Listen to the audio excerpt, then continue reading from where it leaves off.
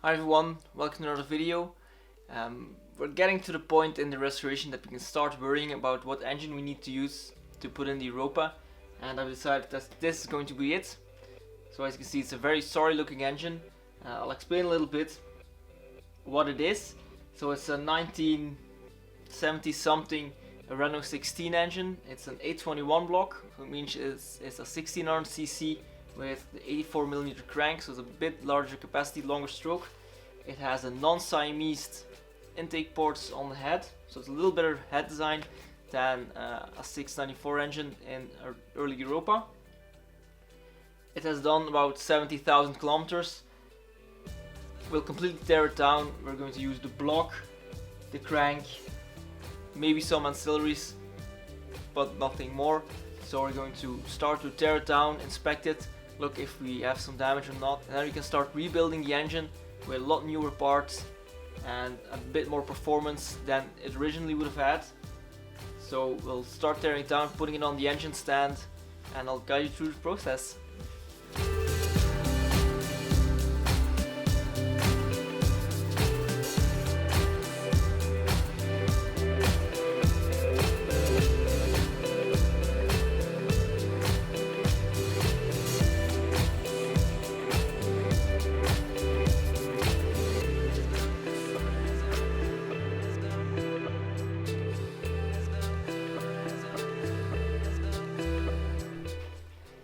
And that's the moment that you're really happy. It's a very light aluminium block engine.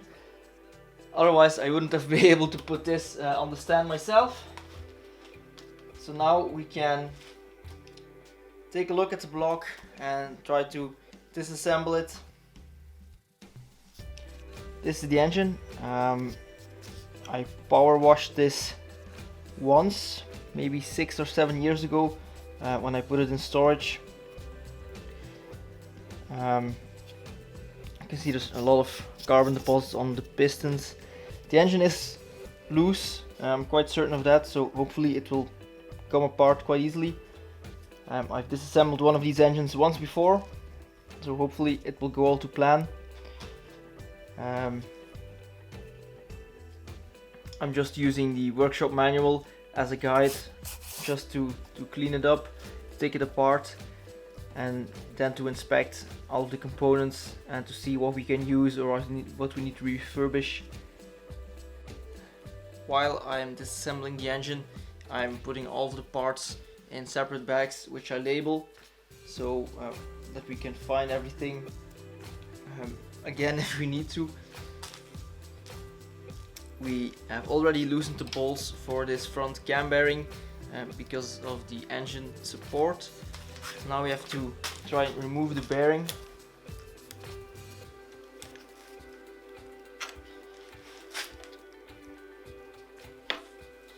This lobe looks alright. Now I have several camshafts that I can use.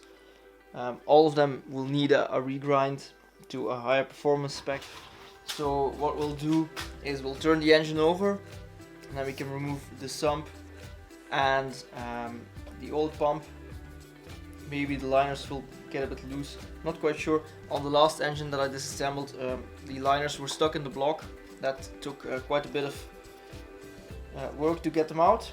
So we'll turn the engine over. I've put some cardboard down because it will leak some oil.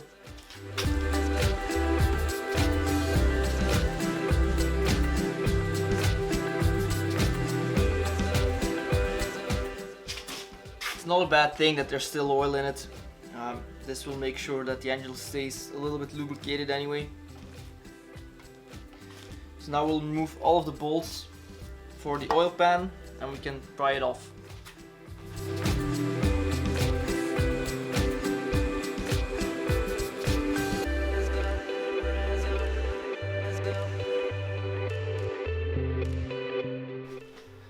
All the bolts are removed, so now we can remove the oil pan.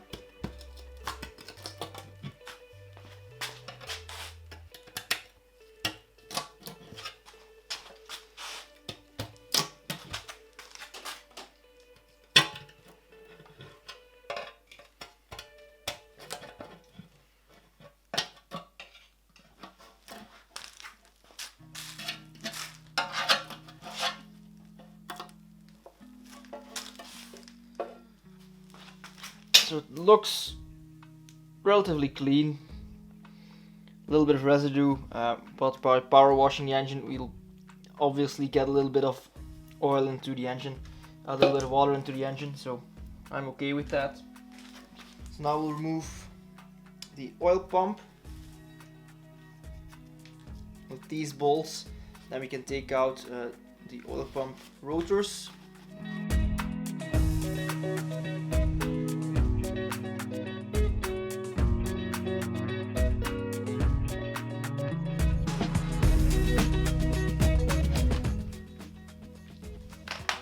Now the oil pump should be loose on the block like this.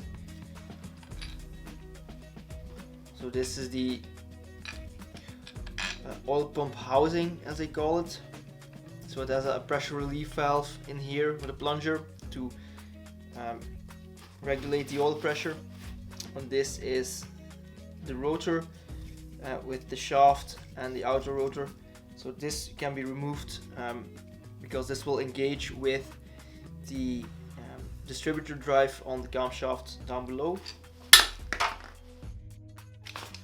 And next up we need to remove the rotors. Now it's difficult to take them out like this, so there's a little cover on the side of the block which we can remove. Okay, so I'll try and pry the little cover off because it's quite sticky to it. Maybe they use some gasket sealer and gaskets. So normally the cover should come off quite easily. This one isn't coming off quite easily. So I think it may have been using a little bit of gasket sealer to put it on. So I'll try to pry it off and then show you how to take the pump out. It was a bit easier pulling the distributor gear out from below, using a little plate to turn it in this little groove. Now hopefully I'll be able to push the rotors out from underneath.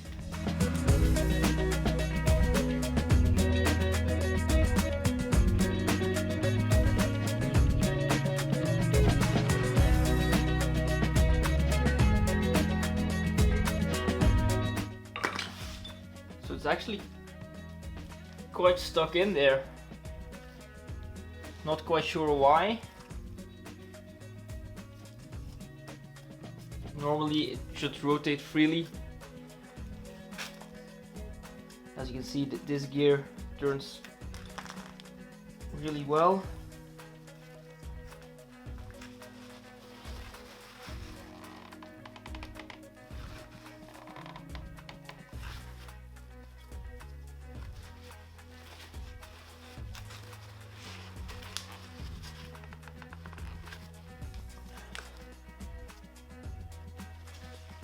So what I'll do is I'll turn the block upside down again and I'll try to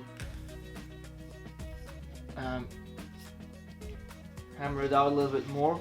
What we can see here is this rotor is a 26mm height. So this is the normal oil pump rotor. We have a high volume oil pump and it has a 31mm height and it has a special housing to go on top.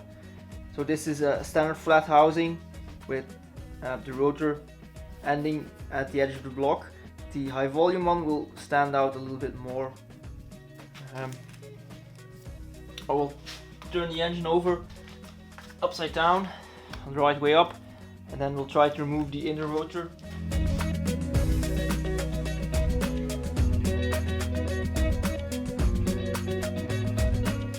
You can see that the rotor is about here. It turns freely now and it will move.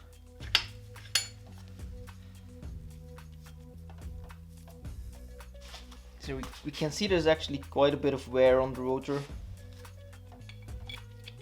So these are the rotors. It will turn like this. It will pump fuel. It will pump oil. So there's a way to check if they're worn.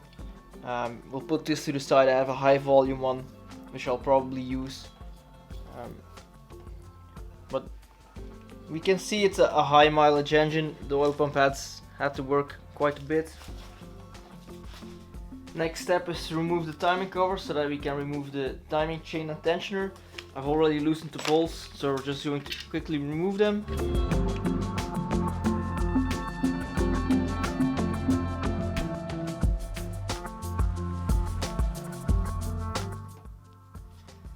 So again, need to pry the cover off.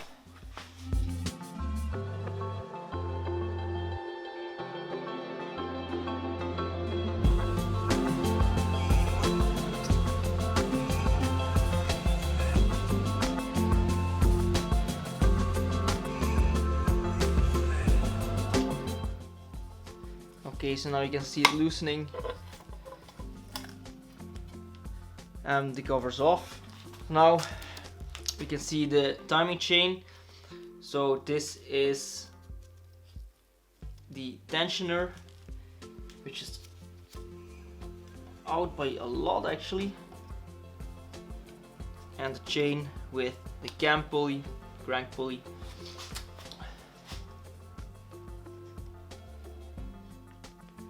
Looks like the chain has stretched a little bit because the tensioner is quite loose. Now we'll remove the tensioner, and then we can remove the guide and the chain before we can remove the pulleys, the camshaft. Normally the tensioner would have a hole in the back which you can use an Allen key to rotate it, and then the pressure will go off. This one doesn't have it. I'm not quite sure, maybe a little difference in actual assembly and engine parts. So we're just going to unbolt it.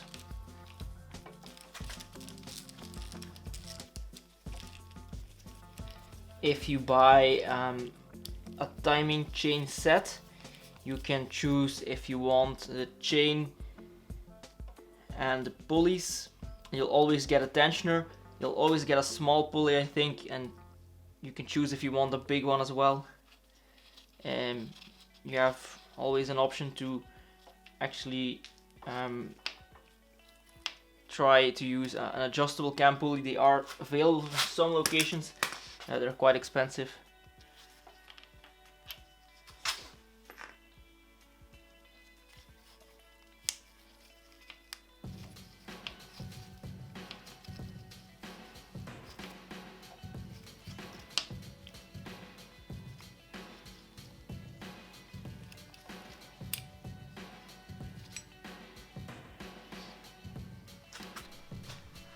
There's another difference with this engine and the last one that I disassembled. So this is a 821 block, the other was a 694 block, the 697 block. So the difference is normally we would find a crank pulley retaining bolt on here, and this is maybe looks like a press fit. Normally you'd unbolt this pulley, pull the camshaft off. Now we can't do this. So I think what we'll do is we'll unbolt the cam retaining plate, and we'll slide the cam forward and see if we can actually remove the chain. Not quite sure if we can do it like this, otherwise we might have to pull this pulley from the cam. I don't think that we're going to get this off. Maybe just using an extractor, but we'll need to untighten these two bolts that are in here, and they are a plate so that the cam can turn and rotate. At the moment we can't pull it forward because there's a little plate that prevents this.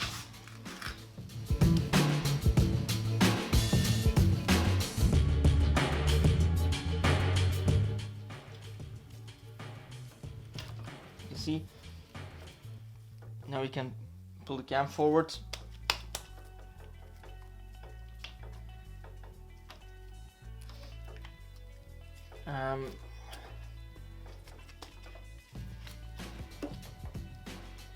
I think what we'll do is we'll try to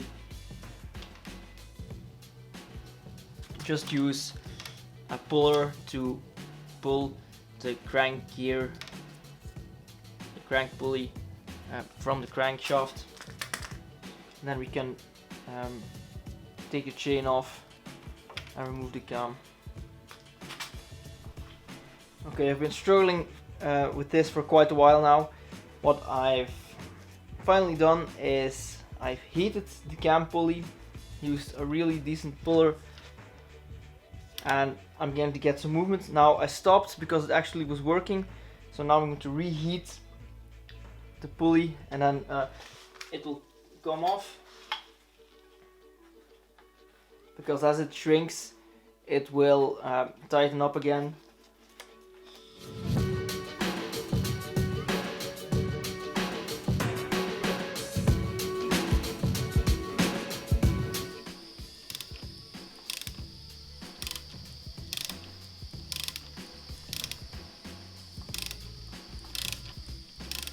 I'm hoping we'll have enough slack on the chain to get the entire pulley off.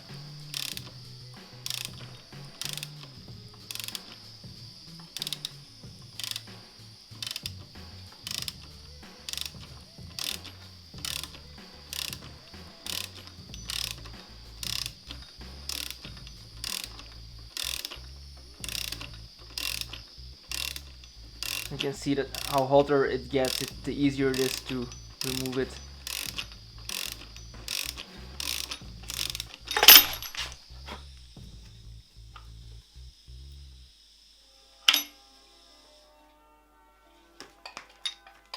Now we have to be careful because the pulley is really hot now.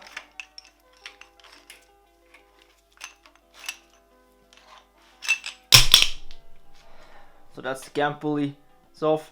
The cam is free in the block. You can see this is the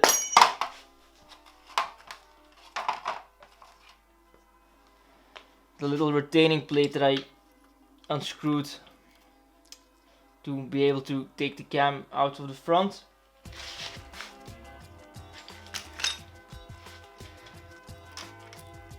And this is the double row timing chain that we can find in every Europa engine.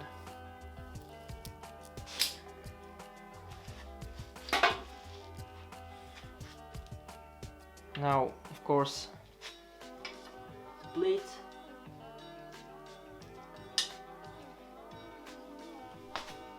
And the moment supreme, we can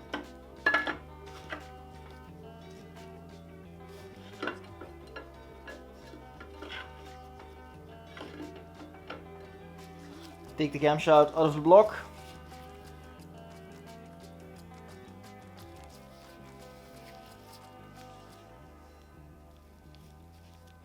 So this is important to put this to the side because this is a usable cam. It obviously will need reworking to a better profile, because this is a standard Renault engine, so it doesn't even have the higher lift, longer duration that a Europa cam would have had. Now we've come to this point. Normally you would unbolt the connecting rods caps and take out the pistons, but on this engine the bores are too small for the connecting rod to fit through the cylinders. So what we need to do is we need to remove the end caps for the crankshaft and take the crank out. I've already numbered 1, 2, 3, 4, 5 the end caps to be able to put them back in the correct position. I should do the same with the actual con rods, but I'll do this once they're removed, so it's a bit easier. So I'll start off by taking all the end caps off, and then we can take the crank out. We'll start off by loosening all of the connecting rod bolts so we can remove the end caps and the bearings. I'm not sure if I'll be able to remove the end caps. Okay. So I'm going to put this to one side so that we can put it on the correct cylinder. Now I'll do the same on the other con rods.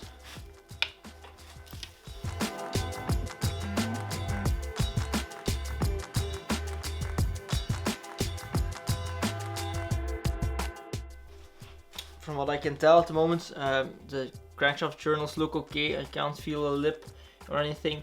Might need a polish, it has a little bit of discoloration, but all in all it's okay. So now I've put the end caps to one side, all in the correct order. Now we're going to remove the end caps for the cranks on the block. Okay, so now we can remove the end caps. You've seen that we've already marked these.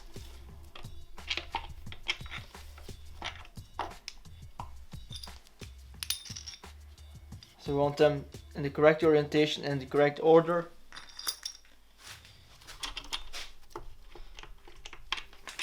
Using the bolts to wiggle them around a bit.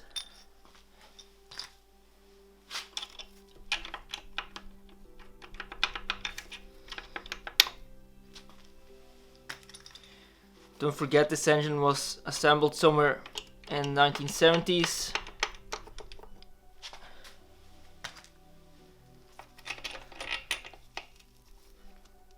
This one will be quite stuck because this one has the rubber seals on the side and also the rear main seal.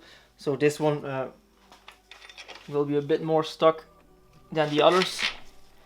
It will be harder to remove.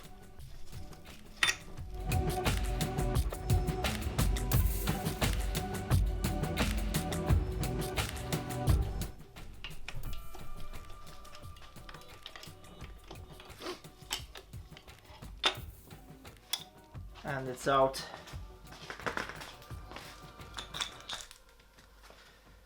So now we can maybe try and inspect the crank a little bit before we'll take it out.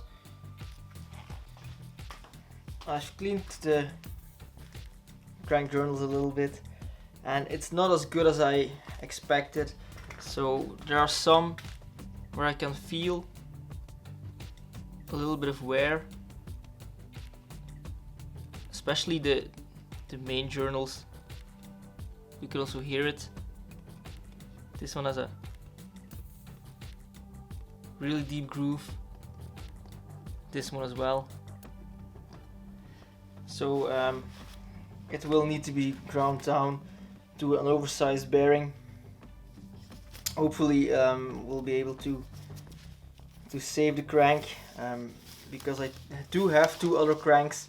But the other cranks only have a stroke of 81 millimeters, so we have a shorter stroke, and I want to get the capacity up to get a little bit more grunt out of the engine. So I do want to use the bigger crank, so we'll probably have to have the journals ground down, and we'll see if it will work out. So now we should be able to pull the crank out.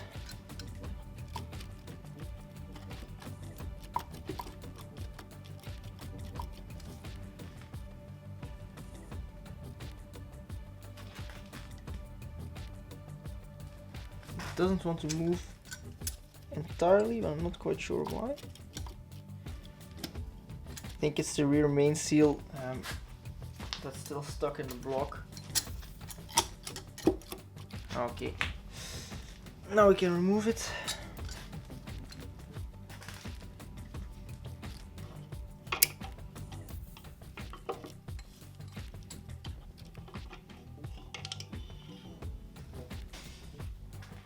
So now we're a bit at the moment of truth. Last time round this was quite difficult because I had to remove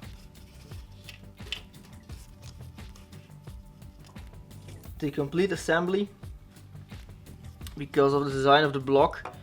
The pistons can't come out from underneath and the gun rods won't go out through the cylinders, so the entire gun rod, piston and liner assembly have to come out together. I've been able to use a little bit of leverage on these two to center them. You can see this one is nice and loose as like we would like it. This one you can move. This one I really have to use a bar against the side of the block to center them.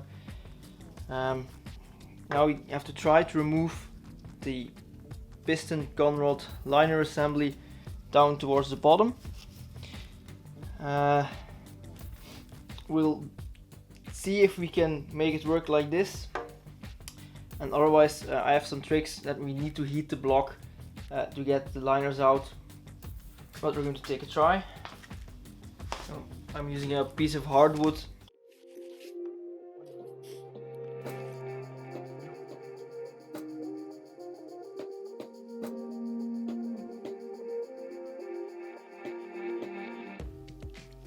As expected, the liners will not come out.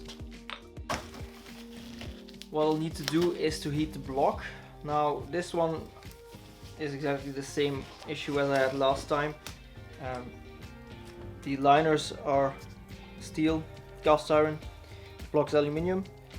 So we're going to use a heat gun like this, drop it down in there, leave it on for some time, put it on the other side. Then after a while you can see that if we are going to hammer on the liners, that the liners will actually move.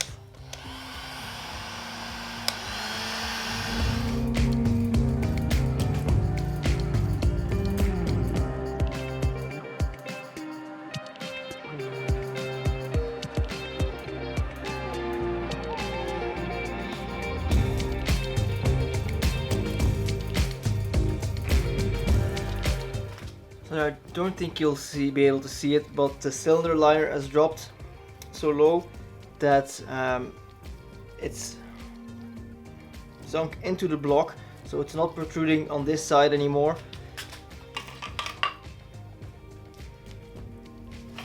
But it's not loose, so we're going to try and get it out. Hammer the cylinder down. Okay, so it's come out quite a long way now, and it's loose in the bore, as you can see, but it's really hot now, so we have to be careful. So this is the liner, and now we can try to pull the cone rod out, but I'm going to put on some protective gloves because it's really hot. Downside of having to hammer it out, you can see that there are a little bit of damage on the bottom side of the liner. Okay, so now I have a piston and the liner assembly completely apart. I'm going to put this to one side, let it cool down. While the block's hot, we're just going to continue. The liner is protruding. It's quite loose, a lot of small taps is what's getting them out.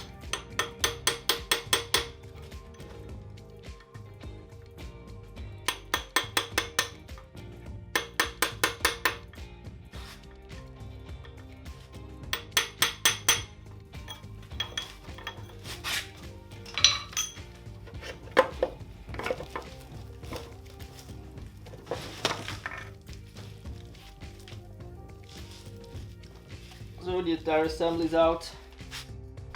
So the second liner that I took out was minimal damage, and the liners themselves look quite well on the inside as well.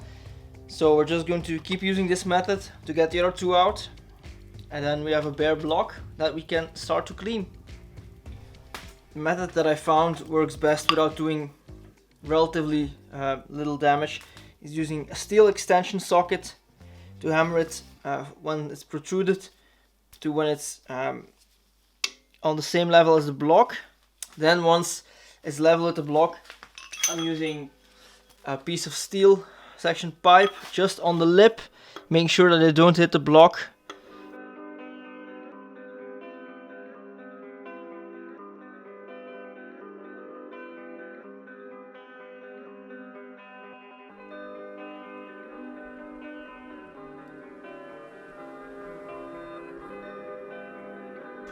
The most difficult part is when it's on the same level as the block, because we really have to be careful not to hit on the aluminium block, but really on the liner. Once it's sunken a little bit, we have a lip that we can use to guide us. If we notice that we're not getting much movement as we're doing now, we're going to reheat it again, but the block's quite warm as it is.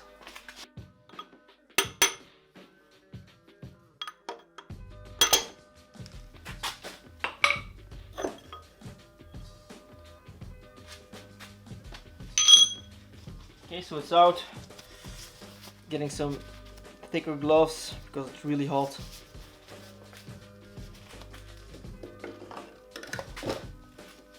And we have an assembly out as well.